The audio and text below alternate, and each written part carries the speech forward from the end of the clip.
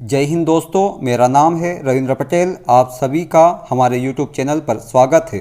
दोस्तों, आपको इस वीडियो में मार्च 2022 के करंट अफेयर से संबंधित सभी प्रतियोगी परीक्षाओं के लिए उपयोगी प्रश्नों के बारे में विस्तार से बताऊंगा। दोस्तों, अब शुरू करते हैं। फर्स्ट क्वेश्चन, किस देश ने दुनिया के सबसे बड़े विमान मारिया को तबाह कर दिया है? फर्स्ट ऑप्शन रूस, second option Ukraine, third option Germany, fourth option America. इसका उत्तर आएगा रूस। इससे और भी क्वेश्चन बनेंगे, जैसे विमान कब बना? 1980 में। तैयार किसने किया? क्योंकि एंटोनोव डिज़ाइन ब्यूरो कंपनी ने। विमान ने पहली उड़ान कब भरी? 1988 में। इस विमान को बनाने का प्रमुख लक्ष्य सामान का ट्रांसपोर्टेशन था। इसका कुछ समय तक इस्तेमाल आर्मी के जवानों ने किया था, जिसे बाद में इसका इस्तेमाल कई देशों तक राहत सामग्री भेजने में किया जाने लगा। यह विमान 640 टन तक का भार उठा सकता था। AN-225 मारिया पर रूस ने इसलिए हमला किया है क्योंकि यह यूक्रेन की ताकत का एक प्रतीक है। दूसरा क्वेश्चन, पूजा जात्यान ने पैरा तीरंदाजी विश्व चैंपियनशिप में कौन सा पदक जीता है? फर्स्ट ऑप्शन स्वर्ण, सेकंड ऑप्शन रजत, थर्ड ऑप्शन कांस्य, फोर्थ ऑप्शन कोई नहीं। इसका उत्तर है रजत पदक। पैरा तीरंदाज पूजा जात्यान पैरा विश्व चैंपियनशिप के व्यक्तिगत वर्ग के फाइनल में रजत पदक जीतने वाली पहली भारतीय खिलाड़ी बनकर इतिहास रचने में कामयाब रही। पूजा को फाइनल में इटली की पेट्रिली विसेंजा से हार का सामना करना पड़ा, जिससे उन्हें रजत पदक से संतोष करना पड़ा। 24 साल की इस पैरा तीरंदाज की निगाहें सीनियर स्तर पर पहली महिला तीरंदाज विश्व चैंपियन बनने पर लगी थी, लेकिन गुरुग्राम हरियाणा की यह खिलाड़ी फाइनल में टोक्यो पैरालंपिक रजत पदक विजेता की चुनौती पार नहीं कर सकी। उन्होंने ब्रिटेन की हेजला चेस्टी से 0-2 से पिछड़ने के बाद वापसी करते हुए 6-2 से जीत हासिल कर फाइनल में प्रवेश किया था। भारत ने इस तरह विश्व तीरंदाजी पैरा चैंपियनशिप में अपना सर्वश्रेष्ठ प्रदर्शन कर अभियान 2 रजत पदक से समाप्त किया। पूजा और उनके ही समान नाम की सीनियर साथी पूजा खन्ना टीम कांस्य पदक के लिए मंगोलिया की प्रतिद्वंदियों के सामने थी, लेकिन उन्हें 1-5 से हार का सामना करना पड़ा। श्याम सुंदर स्वामी और ज्योति बलियान की कंपाउंड मिश्रित जोड़ी ने इससे पहले रजत पदक जीतकर भारत का खाता खोला था, जो देश का विश्व तीरंदाजी पैरा चैंपियनशिप में पहला पदक भी था। तीसरा क्वेश्चन, सड़क पर रहने वाले जानवरों के लिए पहली एम्बुलेंस कहाँ शुरू की गई है? First option Mumbai, second option Chennai, third option Bengaluru, fourth option Kolkata. इसका उत्तर है चेन्नई, तमिलनाडु राज्य में। इसकी शुरुआत ब्लू क्रॉस ऑफ इंडिया द्वारा अंतर्राष्ट्रीय पशु कल्याण संगठन फॉर पाव के सहयोग से की गई है। मद्रास उच्च न्यायालय की न्यायमूर्ति डॉक्टर अनीता सुमंत ने एम्बुलेंस का शुभारंभ किया। आवारा पशु देखभाल कार्यक्रम घायल और बीमार सड़क जानवरों को साइट पर उपचार प्रदान करने के लिए ऑन बोर्ड पशु चिकित्सक के साथ हॉस्पिटल ऑन व्हील्स होगा। पशु चिकित्सक के अलावा पशु एम्बुलेंस में एक पैरा पशु चिकित्सा कार्यकर्ता सह चालक भी शामिल होगा। चौथा क्वेश्चन, 12वां ICC महिला क्रिकेट विश्व कप कहां पर शुरू हुआ है? First option West Indies, second option Australia, third option Bharat, fourth option New Zealand. इसका उत्तर है न्यूजीलैंड। इससे और भी क्वेश्चन बनेंगे, जैसे 12वां ICC महिला क्रिकेट विश्व कप में विजेता कौन रहा? ऑस्ट्रेलिया। उपविजेता इंग्लैंड। ऑस्ट्रेलिया और इंग्लैंड ने 12 में से 11 किताबों पर किया है कब्जा। सबसे अधिक 7 बार किताब जीतकर ऑस्ट्रेलिया सबसे सफल वुमेन्स क्रिकेट टीम है। भारत ने 2 बार फाइनल में जगह बनाई है, लेकिन अभी तक एक भी किताब नहीं जीता है। मेंस वर्ल्ड कप से 2 साल पहले 1973 में पहली बार खेला गया women's one day cricket world cup दुनिया का सबसे पुराना वैश्विक इवेंट है। पहले संस्करण में 7 टीमों ने भाग लिया था, जिसमें मेजबान इंग्लैंड ने ऑस्ट्रेलिया को हराकर सबसे पहला आईसीसी वुमेन्स वर्ल्ड कप खिताब जीता था। हालांकि इसके अब तक के 12 संस्करण में 7 खिताब जीतकर ऑस्ट्रेलिया ने अपना दबदबा कायम रखा है, जबकि इंग्लैंड की झोली में 4 ट्रॉफी आई है। बतौर मेजबान साल 2000 में न्यूजीलैंड ने खिताब पर कब्जा किया था और ऐसा पहली बार हुआ था जब महिला क्रिकेट विश्व कप के इतिहास में ऑस्ट्रेलिया इंग्लैंड का एकाधिकार टूट गया था। वही कीवी टीम भी 3 बार 1993, 1997 और 2009 में उपविजेता रह चुकी है। भारतीय वुमेन्स क्रिकेट टीम ने 1978 में वुमेन्स क्रिकेट विश्व कप में डेब्यू किया था। इस संस्करण की मेजबानी भारत ने ही की थी। भारतीय टीम 2 बार फाइनल में पहुंचने के बावजूद वुमेन्स क्रिकेट वर्ल्ड कप जीतने में नाकामयाब रही है। भारत को साल 2017 के फाइनल में इंग्लैंड के खिलाफ 9 रनों से हार का सामना करना पड़ा था और साल 2005 के फाइनल में टीम इंडिया ऑस्ट्रेलिया से 98 रनों से हार गई। पांचवा क्वेश्चन, शीतकालीन पैरालंपिक 2022 के खेलों में किन देशों के एथलीटों पर रोक लगी है? फर्स्ट ऑप्शन रूस, second option Belarus, third option चीन, फोर्थ ऑप्शन रूस और बेलारूस। इसका उत्तर आएगा रूस और बेलारूस। इससे और भी क्वेश्चन बन सकते हैं, जैसे शीतकालीन पैरालंपिक 2022 के खेलों में रूस और बेलारूस के खिलाड़ियों पर प्रतिबंध क्यों लगा? तो इसका प्रमुख कारण है रूस ने यूक्रेन पर आक्रमण किया और बेलारूस ने रूस का सहयोग कर रहा। इस कारण से पश्चिमी देशों और वैश्विक खेल संस्थाओं की तरफ से रूस और उसके खिलाड़ियों पर एक के बाद एक प्रतिबंध लगाए जा रहे हैं। अंतर्राष्ट्रीय पैरालंपिक समिति ने बीजिंग में शुरू हुए शीतकालीन पैरालंपिक खेलों में रूस और बेलारूस के खिलाड़ियों के भाग लेने पर प्रतिबंध लगा दिया है। छठा question, pro kabaddi league season 8 का खिताब किस टीम ने जीता है? First option Patna pirates, second option Dabangg Delhi, third option Bengal warriors, fourth option Gujarat giants. इसका उत्तर आएगा दबंग दिल्ली। इससे और भी क्वेश्चन बनेंगे, जैसे फाइनल मुकाबले का आयोजन कहाँ हुआ? बेंगलुरु के शेराटन ग्राउंड व्हाइट फील्ड में। और फाइनल मुकाबले में उपविजेता कौन सी टीम रही? Patna pirates. Pro kabaddi league season 8 के फाइनल मुकाबले के बारे में और भी विस्तार से जानते हैं।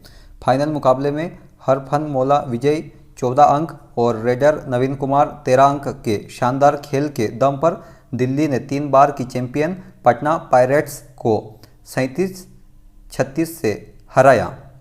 दबंग दिल्ली पहली बार चैंपियन बनी है और पटना ने तीसरे, चौथे और 5वें सीजन में खिताब की हैट्रिक लगाई थी। इस बीच नवीन कुमार ने 8वें सत्र में अपने 200 रेट पॉइंट पूरे किए। सबसे पहले सीजन फर्स्ट में जयपुर पिंक पैंथर्स चैंपियन बनी। 7वां क्वेश्चन, ISSF विश्व कप में श्री निवेथा ने महिलाओं की 10 मीटर एयर पिस्टल स्पर्धा में कौन सा पदक जीती है? फर्स्ट ऑप्शन स्वर्ण, सेकंड ऑप्शन रजत, थर्ड ऑप्शन कांस्य, फोर्थ ऑप्शन कोई नहीं। इसका उत्तर है स्वर्ण पदक। इसके बारे में और विस्तार से जानते हैं। मिस्र के काहिरा में जारी ISSF विश्व कप में महिलाओं की 10 मीटर एयर पिस्टल टीम ने भारत के खाते में एक और स्वर्ण पदक शामिल किया। ईशासी, श्री निवेथा, परमनाथम और रुचिरा विनरकर की भारतीय टीम ने गोल्ड मेडल मैच में जर्मनी की सांद्रा रिटच, केरिना विमर और एंड्रिया हेकनर को 16-6 से शिकस्त दी है। 8वां क्वेश्चन, भारत का पहला smart managed electronic vehicle charging station का शुभारंभ कहाँ किया गया है? First option Maharashtra, second option Gujarat, third option Assam, fourth option नई दिल्ली। इसका उत्तर है नई दिल्ली। इससे संबंधित और भी तथ्य जान लेते हैं, जैसे शुभारंभकर्ता कौन था? BSES Yamuna power limited. शुभारंभ स्थल मयूर बिहार नई दिल्ली। उद्देश्य पर्यावरण सुरक्षा और इलेक्ट्रॉनिक वाहनों को बढ़ावा देना। EV चार्जिंग स्टेशनों का प्रबंधन और संचालन BYBL के तहत होगा। यह परियोजना नार्डिक देशों Denmark, Norway, Sweden, Finland, Iceland और ग्रीनलैंड द्वारा समर्पित है। यह परियोजना BYPL, रिलायंस इंफ्रास्ट्रक्चर लिमिटेड और दिल्ली सरकार के बीच 51% और 49% शेयरधारिता के साथ एक संयुक्त उद्यम है। 9वां क्वेश्चन, 6 क्रिकेट विश्व कप में भाग लेने वाली पहली महिला क्रिकेटर कौन बनी है? First option Mithali Raj, second option Harmanpreet Kaur, third option Deepti Sharma, fourth option Smriti Mandhana. इसका उत्तर है मिताली राज। इसके बारे में और विस्तार से जान लेते हैं।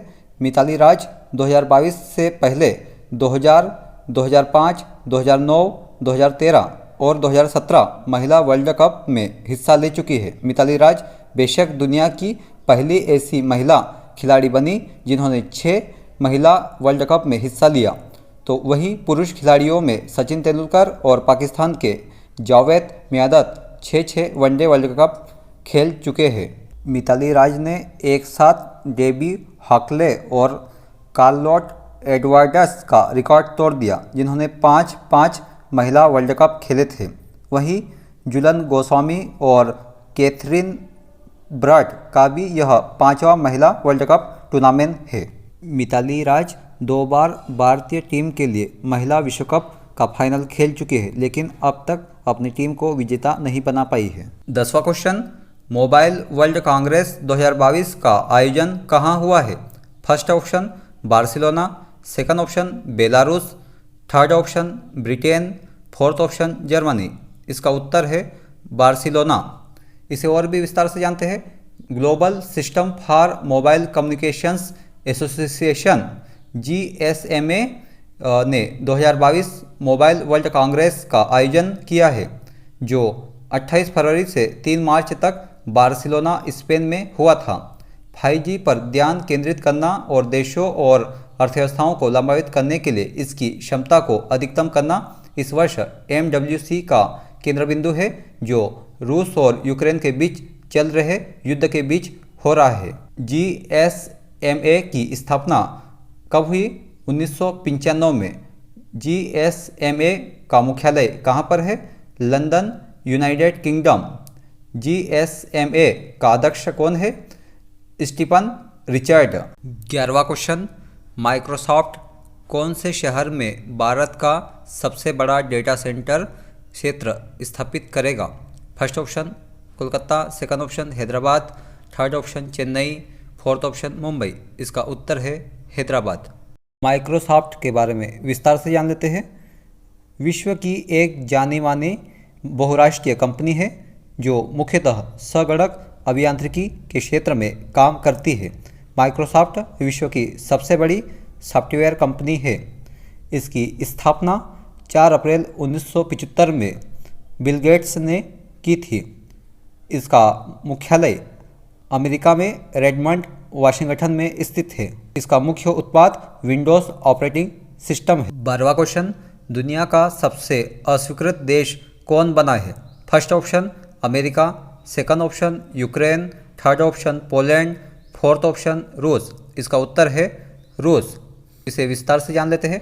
न्यूयॉर्क स्थित प्रतिबंध निगरानी सूची साइट कैस्टेलम AI के अनुसार यूक्रेन पर अपने आक्रमण के कारण रूस दुनिया का सबसे अस्वीकृत देश बन गया है। फरवरी 2022 के बाद से रूस को 2778 नए प्रतिबंधों का सामना करना पड़ा, जिसका नेतृत्व अमेरिका और यूरोपियन देशों ने किया। यूक्रेन पर अपने आक्रमण को रोकने के लिए दुनिया भर के देश रूस पर प्रतिबंध लगा रहे हैं। रूस ने अब कई प्रतिबंधों के मामले में ईरान और उत्तर कोरिया जैसे देशों को पीछे छोड़ दिया है। इससे पहले ईरान सबसे अधिक अस्वीकृत देश था। और भी इम्पोर्टेंट क्वेश्चन बन सकते हैं, जैसे रूस की राजधानी मॉस्को, रूस के राष्ट्रपति कौन? व्लादिमीर पुतिन, रूस मुद्रा रूसी रूबल। 13वां क्वेश्चन, भगवान बुद्ध की भारत की सबसे बड़ी शयन मुद्रा में मूर्ति का निर्माण कहाँ पर किया जा रहा है? First option Bodhgaya, second option Sanchi, third option Lumbini, fourth option Sarnath. इसका उत्तर है बोधगया, बिहार राज्य में। इस क्वेश्चन को और विस्तार से जानते हैं। बोधगया में भगवान बुद्ध की भारत की सबसे बड़ी शयन मुद्रा में मूर्ति का निर्माण किया जा रहा है। बुद्ध इंटरनेशनल वेलफेयर मिशन द्वारा निर्मित यह प्रतिमा 100 फीट लंबी और 30 फीट ऊंची होगी। मूर्ति में भगवान बुद्ध शयन मुद्रा में है। इस मुद्रा की मूर्ति कुशीनगर में है, जहां उन्होंने अपना महापरिनिर्वाण प्राप्त किया था। इसे फाइबर ग्लास से बनाया जा रहा है। यह फरवरी 2023 से भक्तों के लिए खुलेगी। प्रतिमा का निर्माण 2019 में शुरू हुआ था। 2002 में बोधगया में स्थित महाबोधि मंदिर यूनेस्को का विश्व धरोहर स्थल बन गया था। पुरातात्विक खोजों से पता चलता है कि बौद्धों द्वारा मौर्य काल से ही इस स्थल का उपयोग किया जा रहा था। गौतम बुद्ध के जीवन से जुड़े प्रमुख 4 तीर्थ स्थलों में बोधगया सबसे महत्वपूर्ण है। अन्य 3 कुशीनगर, लुम्बिनी और सारनाथ है। 14वां क्वेश्चन, किस राज्य सरकार ने पाल ददवाव नरसंहार के 100 साल पूरे कर लिए हैं? First option Madhya Pradesh, second option Gujarat, third option Uttar Pradesh, fourth option Maharashtra. इसका उत्तर है गुजरात। पाल ददवाव नरसंहार के बारे में विस्तार से जानते हैं। 7 मार्च 1922 को एक आदिवासी नेता मोतीलाल तेजावत 10,000 भील आदिवासियों को संबोधित कर रहे थे। ये आदिवासी एक ही आंदोलन का हिस्सा थे और दादावाव गांव अब गुजरात में साबरकांठा जिला से थे। सभा ने जागीरदार से संबंधित कानूनों, भू राजस्व व्यवस्था और ब्रिटिश सरकार द्वारा शुरू किए गए रजवाड़ा से संबंधित कानूनों का विरोध किया। Major H.G. सूटन ने फायरिंग का आदेश जारी किया। आदेश का पालन करते हुए पुलिस ने 1200 से अधिक निर्दोष लोगों को मार डाला। इस घटना को पाल दादवाव शहीद कहा जाता है। क्षेत्र के कुएं आदिवासियों के शवों से भरे हुए थे। अंग्रेजों का दावा है कि 22 लोग मारे गए थे, लेकिन आदिवासियों का मानना है कि उनमें से करीब 1200 की मौत हो गई थी। गुजरात सरकार के अनुसार पाल दादवाव हत्याकांड जलियांवाला बाग की घटना से भी बड़ा है। जलियांवाला बाग हत्याकांड में जनरल डायर की सेना द्वारा की गई गोलीबारी के बाद 500 से 1000 लोग मारे गए थे। 15वां क्वेश्चन, किस राज्य ने मिशन इंद्रधनुष में पहला स्थान हासिल किया है? First option Odisha, second option Rajasthan, third option Telangana, fourth option Gujarat. इसका उत्तर है ओडिशा। इस टॉपिक के बारे में विस्तार से जानते हैं। सफल कोविड-19 टीकाकरण के अलावा ओडिशा में 90.5% कवरेज के साथ देश में पूर्ण टीकाकरण का उच्चतम कवरेज है। ओडिशा के 20 जिले पूर्ण टीकाकरण में 90% से ऊपर थे, जबकि शेष 10 जिले 90% से कम थे। पूर्ण टीकाकरण में 12 विभिन्न प्रकार की बीमारियों के खिलाफ निवारक खुराक शामिल है। इस बीमारी में तपेदिक, पोलियो, डिप्टेरिया, पीलिया, टिटनेस, काली खांसी, दिमागी बुखार, HIV, खसरा, निमोनिया, दस्त, रुबेला, जापानी बुखार और अन्य शामिल है। मिशन इंद्रधनुष के बारे में और विस्तार से जानते हैं। भारत सरकार का मिशन इंद्रधनुष एक स्वास्थ्य सेवा पहल है। इससे पहली बार 25 दिसंबर 2014 को लॉन्च किया गया था। यह योजना भारत में 90% पूर्ण टीकाकरण कवरेज हासिल करने और वर्ष 2022 तक इसे बनाए रखने का प्रयास करती है। गहन मिशन इंद्रधनुष 4.0 हाल ही में स्वास्थ्य मंत्रालय द्वारा शुरू किया गया था। यह सुनिश्चित करेगा कि गैर टीकाकरण वाले और आंशिक रूप से टीकाकरण वाले बच्चों के साथ साथ गर्भवती महिलाओं को नियमित टीकाकरण सेवाएं प्राप्त हो। इस अभियान के तहत 2 साल तक के बच्चों को कवर किया जाएगा। 16वां क्वेश्चन, किस राज्य सरकार ने भारत की सबसे बड़ी तैरती सौर ऊर्जा परियोजना का उद्घाटन किया है? First option Karnataka, second option Andhra Pradesh, third option Telangana, fourth option Tamil Nadu.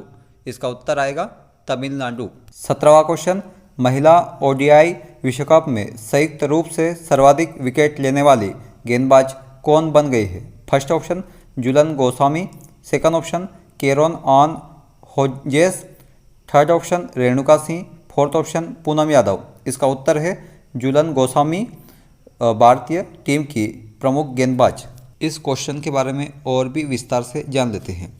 Bharat की अनुभवी तेज गेंदबाज जुलन गोस्वामी ने महिला विश्व कप में सर्वाधिक 39 विकेट के ऑस्ट्रेलियाई स्पिनर लिन फुलस्टोन के रिकॉर्ड की बराबरी कर ली है। अपने करियर का 5वां विश्व कप खेल रही जुलन ने न्यूजीलैंड के खिलाफ विकेटकीपर केटी मार्टिन को आउट करके यह उपलब्धि हासिल की। ऑस्ट्रेलिया के लिए 1982 से 1988 के बीच खेलने वाली फुलस्टोन ने 20 मैचों में 39 विकेट लिए थे, जबकि जुलन ने 30वें मैच में इस आंकड़े को छुआ। इंग्लैंड की पूर्व स्पिनर कैरोन ऑन होजेस के नाम 24 मैचों में 37 विकेट है। 2 दशक पहले जनवरी 2002 में अंतर्राष्ट्रीय क्रिकेट में पदार्पण करने वाली छकड़ा एक्सप्रेस जुलन महिला एक दिवसीय क्रिकेट में भी सर्वाधिक विकेट ले चुकी है। 18वां क्वेश्चन, कैटलिन नोवाक किस देश की पहली महिला राष्ट्रपति चुनी गई है? First option Nepal, second option Denmark, third option Finland, fourth option Hungary. इसका उत्तर है हंगरी। वे 44 साल की उम्र में हंगरी की सबसे कम उम्र की राष्ट्रपति भी है। राष्ट्रपति के रूप में उन्होंने जेनोस एडर की जगह ली है। नोवाक 5 साल के कार्यकाल के लिए इस पद पर रहेगी। उन्होंने वर्ष 2018 से 2022 तक नेशनल असेंबली के सदस्य के रूप में भी काम किया है। 19वां क्वेश्चन, ISSF विश्व कप 2022 में पदक तालिका में कौन सा देश शीर्ष पर रहा है? First option Bharat, second option America, third option चीन, फोर्थ ऑप्शन जर्मनी। इसका उत्तर है भारत। इसके बारे में और भी विस्तार से जानते हैं। अंतर्राष्ट्रीय निशानेबाजी खेल महासंघ ISSF विश्व कप 2022 का आयोजन कहाँ हुआ? मिस्र के काहिरा में। कब? 26 फरवरी से 8 मार्च 2022 तक।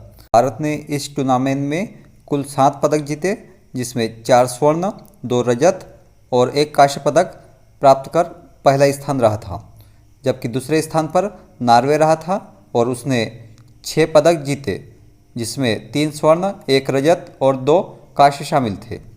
तीसरे स्थान पर फ्रांस रहा था, जिसने 3 स्वर्ण के साथ तीसरे स्थान पर रहा। काहिरा विश्व कप में 60 देशों के 500 से अधिक एथलीटों ने भाग लिया।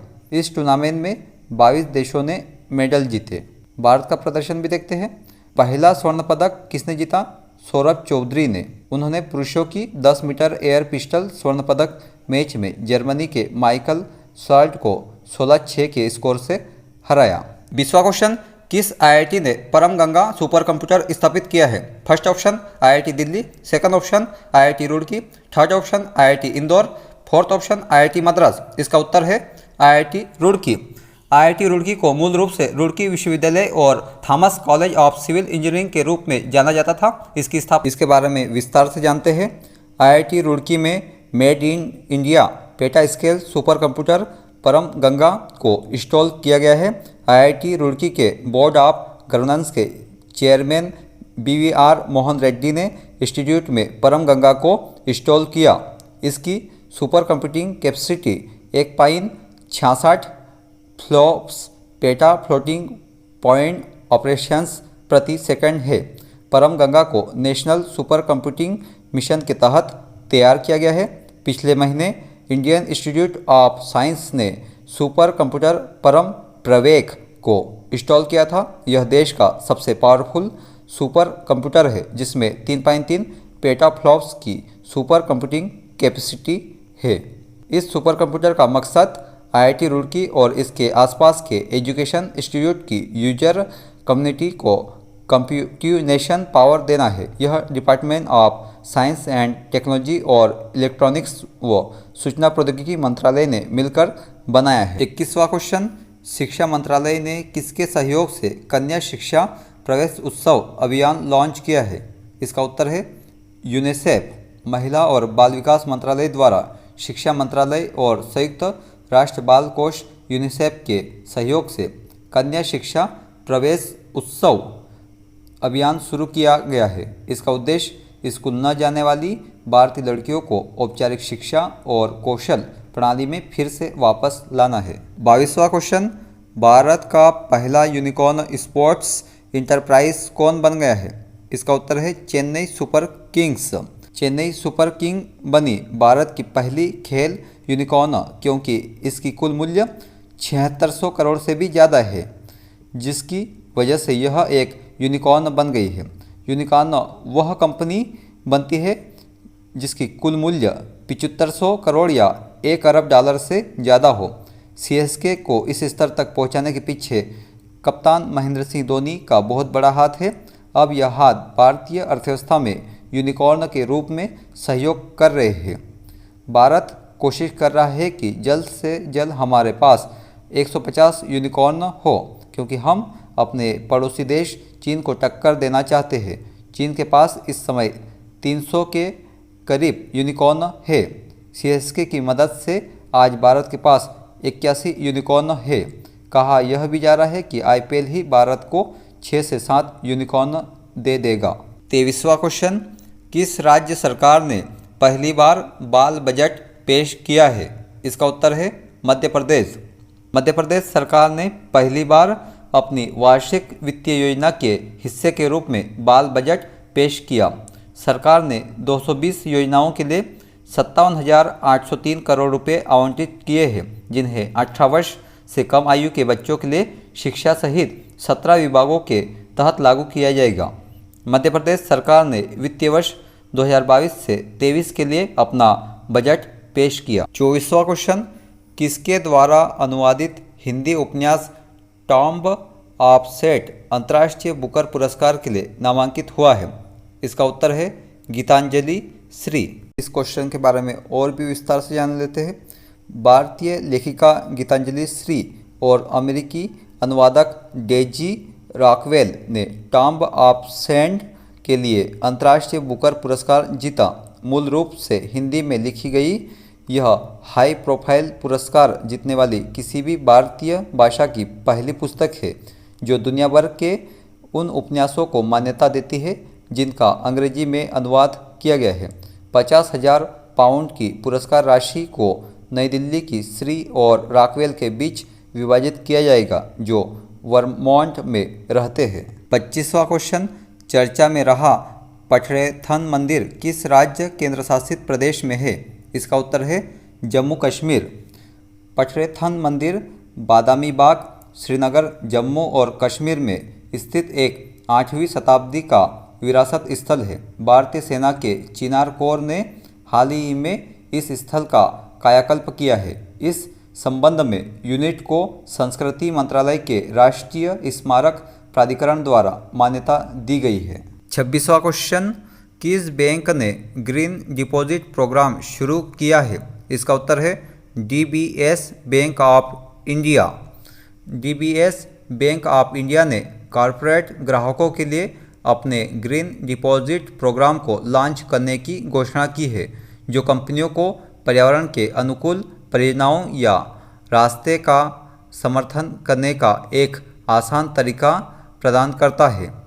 DBS बैंक वैश्विक स्तर पर कुछ बैंकों में से एक है जो टिकाऊ और पर्यावरण के अनुकूल हरित क्षेत्रों को ऋण और व्यापार ऋण समाधान प्रदान करने के सतत विकास लक्ष्यों को एकीकृत करता है और अब एक ग्रीन डिपॉजिट उत्पाद पेश कर रहा है। 27वां क्वेश्चन, SIPRI रिपोर्ट के अनुसार हथियारों का सबसे बड़ा आयातक देश कौन बन गया है?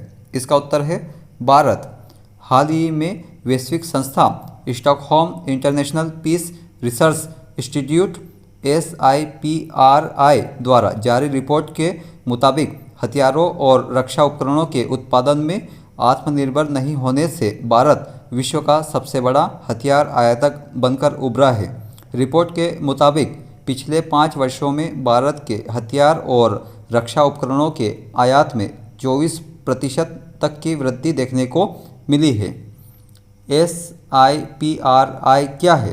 SIPRI एक स्वतंत्र अंतर्राष्ट्रीय संस्थान है जिसकी स्थापना 1966 में हुई थी। इसका मुख्यालय स्वीडन की राजधानी स्टॉकहोम में है और इसे विश्व के सर्वाधिक सम्मानित थिंक टैंक की सूची में शामिल किया जाता है।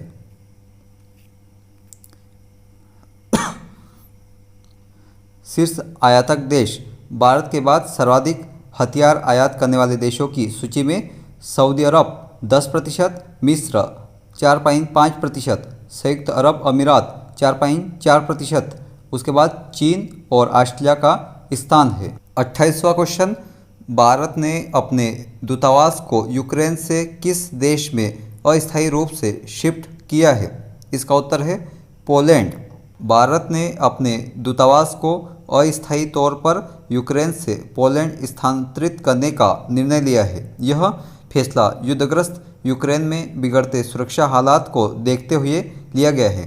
हालिया दिनों में यूक्रेन की राजधानी कीव और अन्य प्रमुख शहरों में रूसी हमले तेज होने के मद्देनज़र भारत ने अपने दूतावास को पोलैंड ले जाने का फैसला किया। 29वां क्वेश्चन, देश का पहला artificial intelligence and robotics technology park कहाँ लॉन्च किया गया है?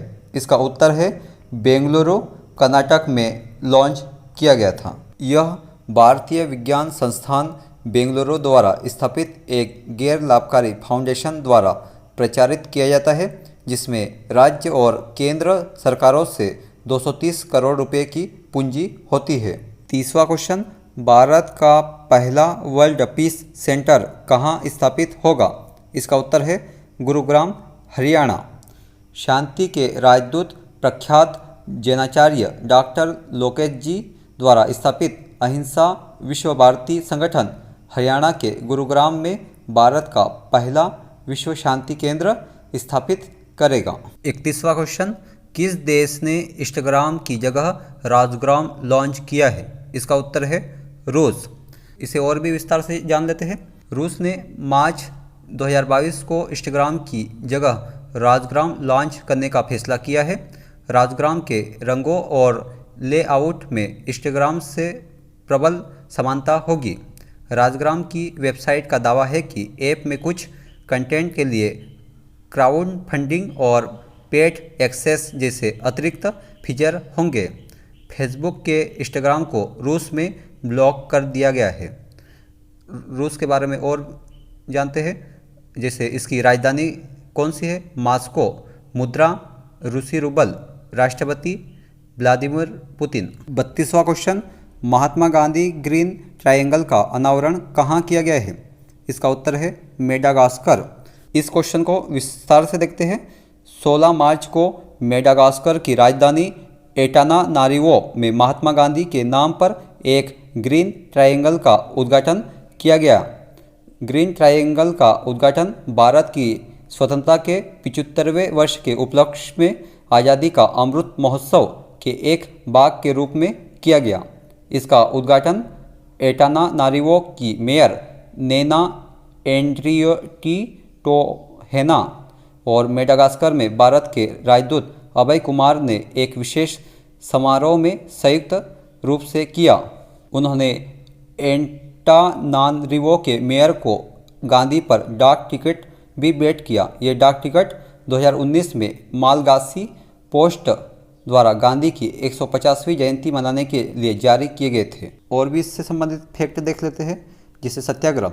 दक्षिण अफ्रीका में 1893 से 1915 में उन्होंने जन आंदोलन की एक नई पद्धति यानी सत्याग्रह की स्थापना की और इसके साथ ही नस्लवादी शासन का सफलतापूर्वक मुकाबला किया। गांधी जी ने 9 जनवरी 1915 को दक्षिण अफ्रीका से भारत लौटे और इसी उपलक्ष्य में 9 जनवरी को प्रवासी भारतीय दिवस का आयोजन किया जाता है। 33वां क्वेश्चन, 35वां सूरजकुंड अंतर्राष्ट्रीय शिल्प मेला 2022 कौन से शहर में शुरू हुआ है? इसका उत्तर है फरीदाबाद, हरियाणा। इससे और भी क्वेश्चन बनेंगे, जैसे यह मेला विश्व का सबसे बड़ा शिल्प मेला है। इसका आयोजन कब हुआ? 19 मार्च से 4 अप्रैल 2022 को। कहाँ पर? सूरजकुंड, फरीदाबाद, हरियाणा। इसका आयोजन सूरजकुंड मेला प्राधिकरण तथा हरियाणा पर्यटन विभाग द्वारा केंद्रीय पर्यटन, कपड़ा, संस्कृति, विदेश मंत्रालय के सहयोग से किया जाता है। इस मेले का थीम राज्य जम्मू और कश्मीर, भागीदार देश उज्बेकिस्तान। इस मेले का पहली बार आयोजन कब हुआ? 1987 में।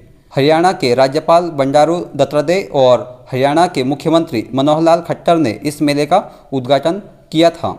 इस वर्ष 30 से अधिक देशों ने इस मेले में भाग लिया। 34वां क्वेश्चन, गंगा से किस नदी तक जाने वाली MV राम प्रसाद बिस्मिल अब तक का सबसे लंबा जहाज बन गया है? इसका उत्तर है ब्रह्मपुत्र नदी। इसे विस्तार से जानते हैं। मोटर पोत MV राम प्रसाद बिस्मिल ब्रह्मपुत्र नदी पर चलने वाला अब तक का सबसे लंबा जहाज बन गया है। यह जहाज 90 मीटर लंबा और 26 मीटर चौड़ा है, जो 2.1 मीटर के मसूदे से भरा हुआ है। गुवाहाटी में पांडु बंदरगाह पर लंगर डालने के बाद कोलकाता में हल्दिया डाक से भारी माल ढुलाई के महत्वाकांक्षी पायलट रन को सफलतापूर्वक पूरा भी किया है। इस पायलट रन का महत्व Bharat Bangladesh protocol root IBRP के माध्यम से कोलकाता से गुवाहाटी तक बार्जिंग ऑपरेशन शुरू करने का मार्ग बताता है। भारतीय अंतर्देशीय जलमार्ग प्राधिकरण के साथ साथ बांग्लादेश अंतर्देशीय जल परिवहन प्राधिकरण ने मिलकर काम किया ताकि यह ऐतिहासिक माल ढुलाई सुचारू रूप से चल सके। 35वां क्वेश्चन, FLO औद्योगिक पार्क का उद्घाटन कहाँ किया गया है? इसका उत्तर है हैदराबाद, तेलंगाना। इसे और भी विस्तार से जान लेते हैं। अंतर्राष्ट्रीय महिला दिवस 2022 के उपलक्ष्य में भारत का पहला 100% महिला स्वामित्व वाला औद्योगिक पार्क हैदराबाद, तेलंगाना में खोला गया। तेलंगाना के उद्योग मंत्री KT रामाराव ने इस पार्क का उद्घाटन किया। 25 महिलाओं के स्वामित्व वाली और संचालित हरित परियोजनाओं के साथ इस औद्योगिक पार्क ने अपना संचालन शुरू कर दिया है। FLO इंडस्ट्रियल पार्क का नाम FICCI लेडीज ऑर्गेनाइजेशन FLO के नाम पर रखा गया है, जो तेलंगाना सरकार के सहयोग से इसे बढ़ावा दे रहा है। FLO इंडस्ट्रियल पार्क 50 एकड़ में फैला हुआ है और इसे बनाने में 250 करोड़ रुपए की लागत आई है। यह अपनी तरह की पहली परियोजना है। इस पार्क ने कामकाजी महिला उद्यमियों की ज़रूरतों को ध्यान में रखते हुए महिलाओं के लिए घर जैसा माहौल प्रदान करने के लिए क्रेच और प्ले स्कूल जैसी सुविधाएं भी स्थापित की है। 36वां क्वेश्चन, नाटो सैन्य अभ्यास कोल्ड रिस्पॉन्स 2022 कहाँ शुरू हुआ है? इसका उत्तर है नॉर्वे। इसे विस्तार से जानते हैं। 14 मार्च से 1 अप्रैल 2022 तक नॉर्वे में उत्तरी अटलांटिक संधि संगठन द्वारा सैन्य अभ्यास कोल्ड रिस्पॉन्स 2022 का आयोजन किया जा रहा है। यह अभ्यास नॉर्वे में द्विवार्षिक रूप से आयोजित किया जाता है और इसमें नाटो सहयोगी और भागीदार राष्ट्र भाग लेते हैं।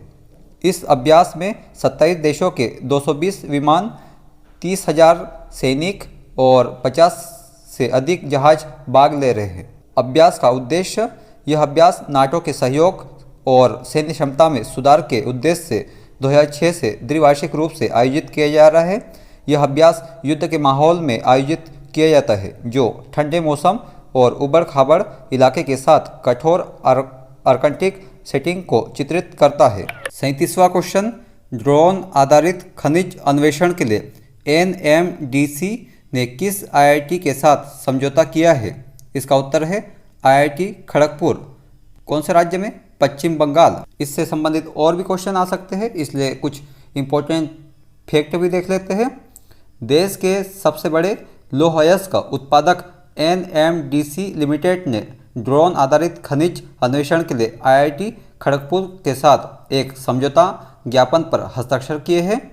दोनों खनन के लिए ड्रोन का उपयोग करके अन्वेषण के लिए वर्णक्रमीय उत्पादों, विधियों और एल्गोरिदम विकसित करेंगे। NMDC देश में खनिज अन्वेषण के लिए ड्रोन आधारित भूभौतिकीय सर्वेक्षण और हाइपर स्पेक्ट्रल अध्ययन करने वाला पहला केंद्रीय सार्वजनिक क्षेत्र का उद्यम होगा। NMDC तांबे, रॉक फास्फेट, चूना पत्थर, मैग्नेसाइट, हीरा, टंगस्टन और समुद्र तट की रेत जैसे खनिजों की एक विस्तृत श्रृंखला के लिए 6 दशकों से खनिजों की खोज कर रहा है।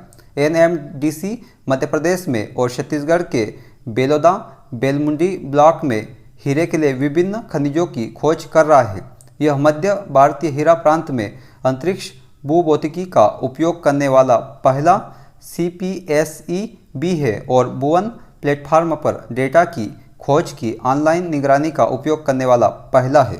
38वां क्वेश्चन, नेवा अर्थात राष्ट्रीय ई-विधान एप्लीकेशन कार्यक्रम को लागू करने वाला पहला राज्य कौन बना है? इसका उत्तर है नागालैंड। इसे और भी विस्तार से जान लेते हैं।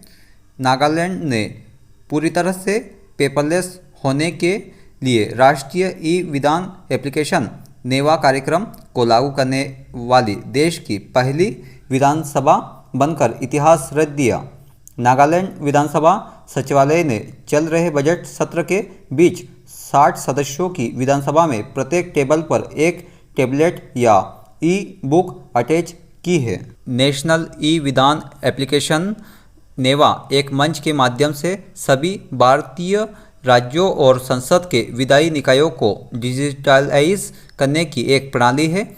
इस साल मार्च में नेवा को लागू करने वाला नागालैंड भारत का पहला राज्य बना था। गुजरात के विधायकों के एक प्रतिनिधिमंडल ने हाल ही में यूपी राज्य विधानसभा द्वारा अपनाई गई पेपरलेस कार्यवाही के लिए ई विधान प्रणाली के बारे में जानने के लिए उत्तर प्रदेश विधानसभा का दौरा किया। दुबई 100% पेपरलेस होने वाली दुनिया की पहली सरकार है। NIC क्लाउड मेघराज पर तैनात एक वर्कफ्लो सिस्टम है। नेवा, इसका उद्देश्य सभी विधानसभाओं को एक मंच पर लाना है। 39वां क्वेश्चन, किस देश की सरकार द्वारा सुरेश रैना को स्पोर्ट्स आइकॉन पुरस्कार से सम्मानित किया गया? इसका उत्तर है मालदीव। इसे विस्तार से जान लेते हैं। भारत के पूर्व क्रिकेटर सुरेश रैना को मालदीव सरकार द्वारा मालदीव स्पोर्ट्स अवार्ड्स 2022 के तहत प्रतिष्ठित स्पोर्ट्स आइकन पुरस्कार से सम्मानित किया गया।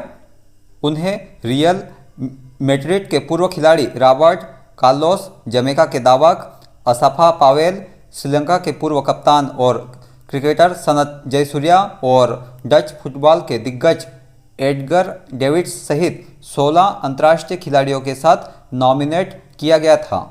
रैना को उनके पूरे करियर में उनकी विभिन्न उपलब्धियों के लिए इस पुरस्कार से सम्मानित किया गया। उन्हें बांग्लादेश के खेल मंत्री मोहम्मद जहीर अहसान रसेल की उपस्थिति में पुरस्कार प्रदान किया गया। आपको बता दें कि सुरेश रैना 2011 में वर्ल्ड कप टीम का हिस्सा थे।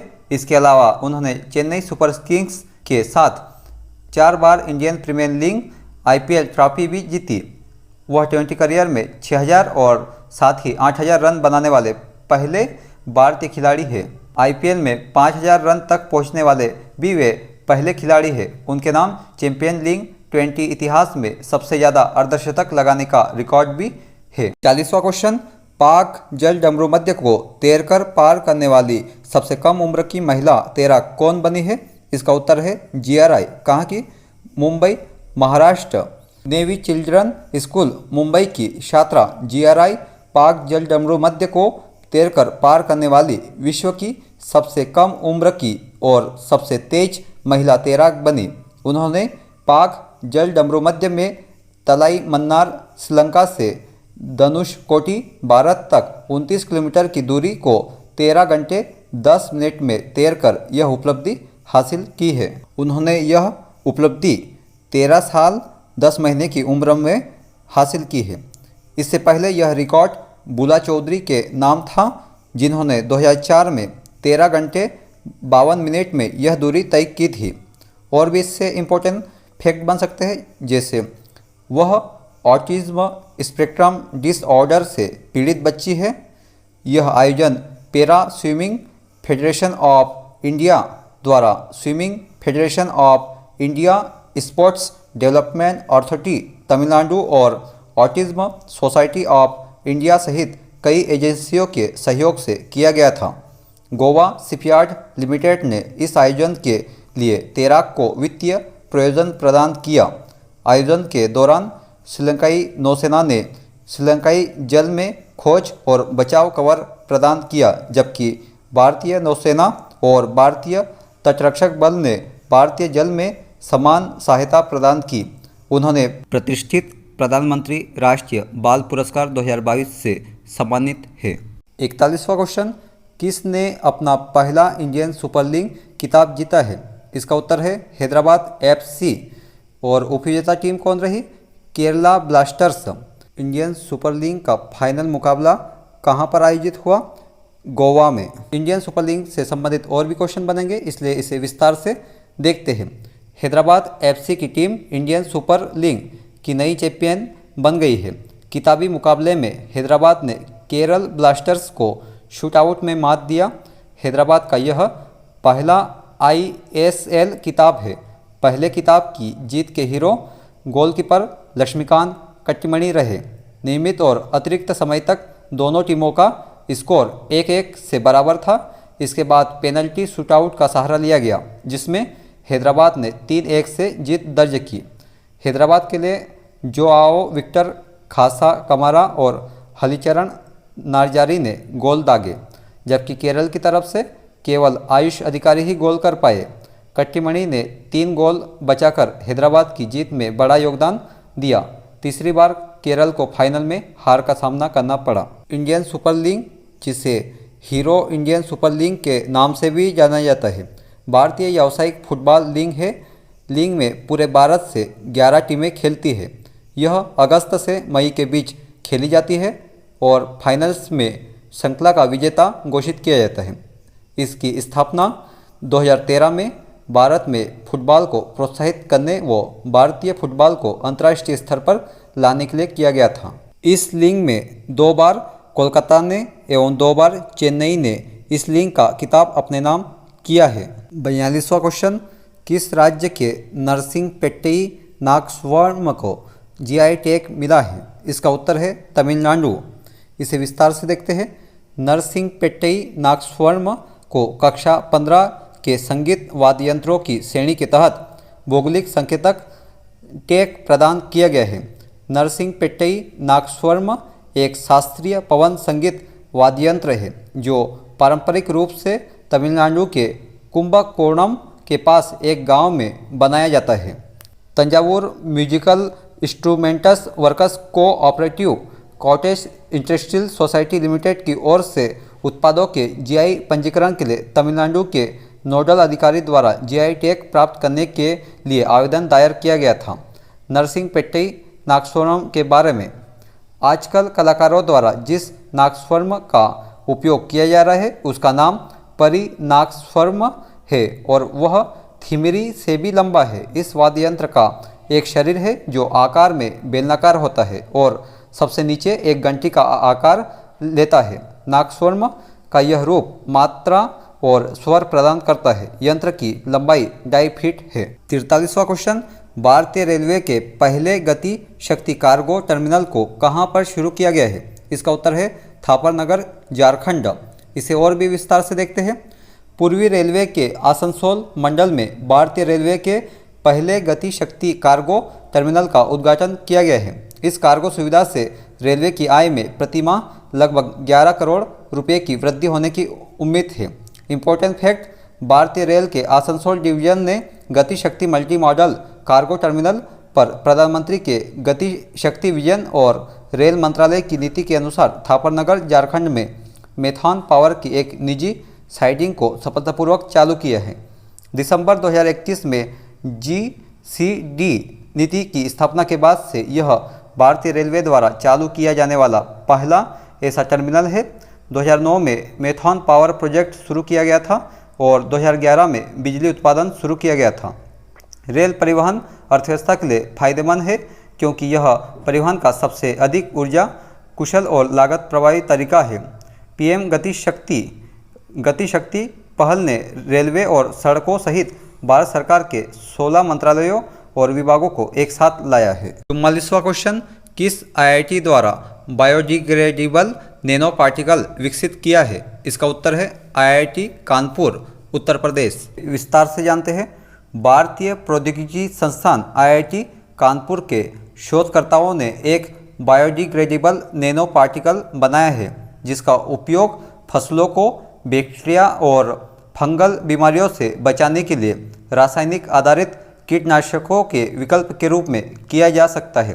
IIT कानपुर के निदेशक अभय करदीकर ने कहा कि किसानों को कई तरह की समस्याओं का सामना करना पड़ता है, इसलिए IIT कानपुर ने खेती के माहौल को बेहतर बनाने के लिए अथक प्रयास किया है। नैनो पार्टिकल्स कृषि उत्पादकता में वृद्धि करते हुए फसल संक्रमण के जोखिम को कम करेंगे। IIT कानपुर द्वारा विकसित नैनो कणों को बायोडिग्रेडेबल और गैर हानिकारक प्रकृति को देखते हुए खेती में रसायनों, विशेष रूप से कीटनाशकों के उपयोग को कम करने के इच्छुक किसानों से बहुत रुचि आकर्षित करने की संभावना है। 45वां क्वेश्चन, कार्बन तटस्थ खेती के तरीकों को पेश करने वाला पहला राज्य कौन सा बना है? इसका उत्तर है केरल। इसे विस्तार से देखते हैं। केरल देश का पहला राज्य बनने जा रहा है जिसने चयनित स्थानों में कार्बन तटस्थ कृषि पद्धतियों को पेश किया है।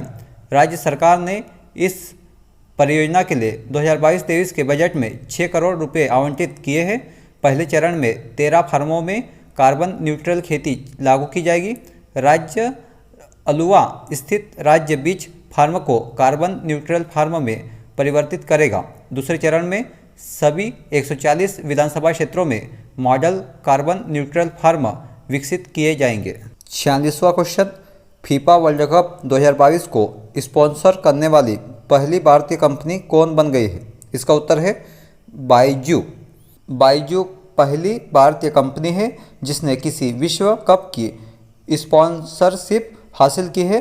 फीफा विश्व कप 2022 में यह कंपनी दुनिया भर के फुटबॉल फैंस के बीच अपना प्रचार करेगी।